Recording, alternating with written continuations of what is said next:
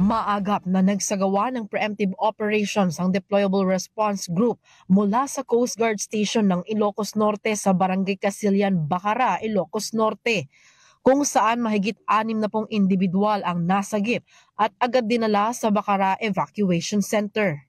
Isang search and rescue operation ang ikinasa ng DRG ng Philippine Coast Guard, katuwang ang PDRRMO Vigan, PNP, BFP at Philippine Navy sa Buaya River sa Salcedo, Ilocos Sur.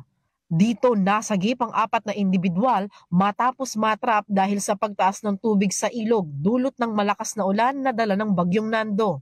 Sa Ilocos Norte pa rin, isang forced evacuation ang isinagawa ng Coast Guard Substation Lawag sa Barangay 33B, La Paz. Ito'y para masiguro ang kaligtasan sa mga lugar na nasa high-risk flooding area.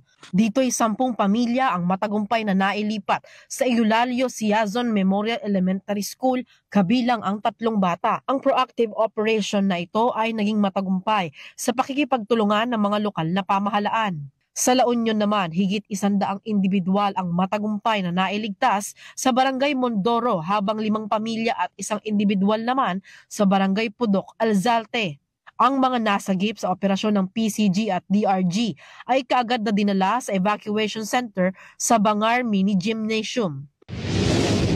Kasabay nito, walang patid din naman ang ginagawang paghatid ng tulong ng Department of Social Welfare and Development sa mga nasalanta ng bagyong Nando.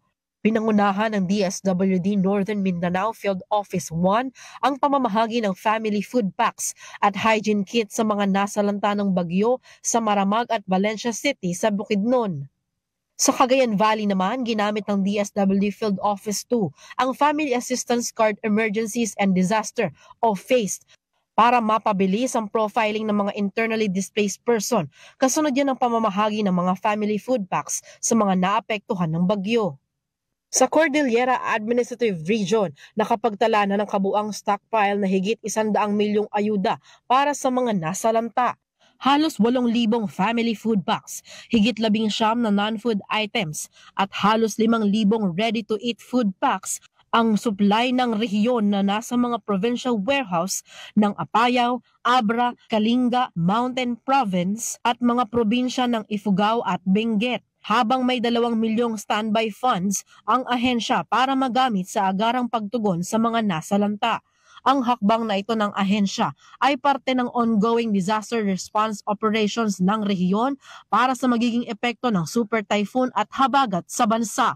Nauuna sa mga balitang totoo at laging bago, Julian Bunag, Alauna sa Balita, Congress TV.